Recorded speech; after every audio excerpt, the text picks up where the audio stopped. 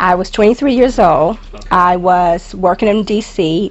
I just finished the Jackson campaign, and I was working for SANE, which at that time was the largest peace and disarmament organization in the country. And there had been an Amtrak accident in Northern Virginia, and it was a really severe accident. And there were news reports on television about how there were blood shortages because we knew now that you could get HIV through blood.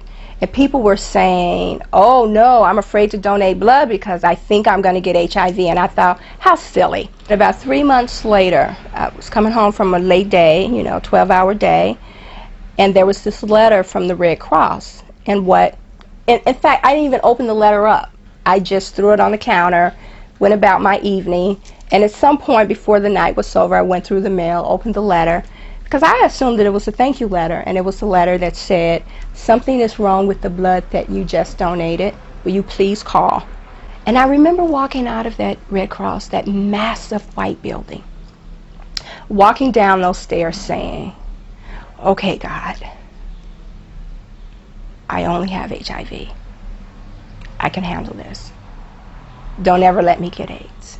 I didn't really have to deal with HIV until I got home that evening, because when I got home that evening, my boyfriend was on his way to the house, and I had to, the boyfriend at the time, I had to then tell him that I had just tested positive for HIV.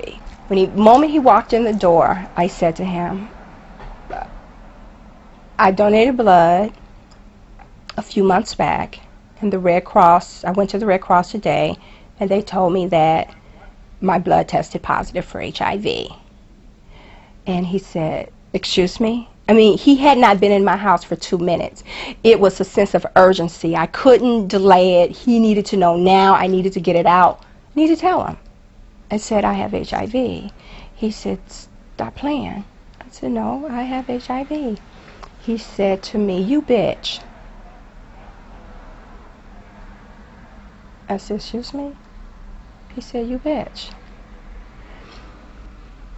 And I said, but we've used condoms, so you don't have HIV. I haven't given it to you.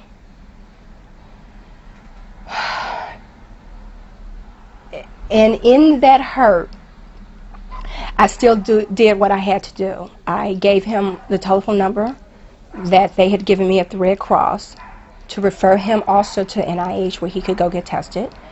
And I gave him that number, and he snatched the paper out of my hand, and he took his clothes and he walked out of my house. And then you have the emotional impact of what it means to live with HIV.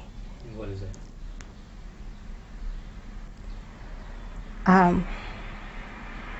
Shame, your own culpability in your infection, how you got here, which a lot of people with HIV haven't been able to get past that.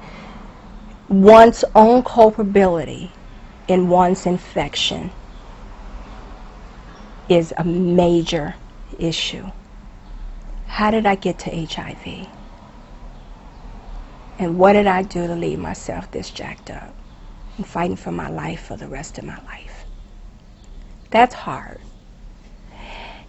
And when you've had as much baggage as I've had, it requires a lot of therapy to get you to a place where you can be kind to yourself and say, you can accept some responsibility in this, but don't kill yourself with it. Don't beat yourself up. So that,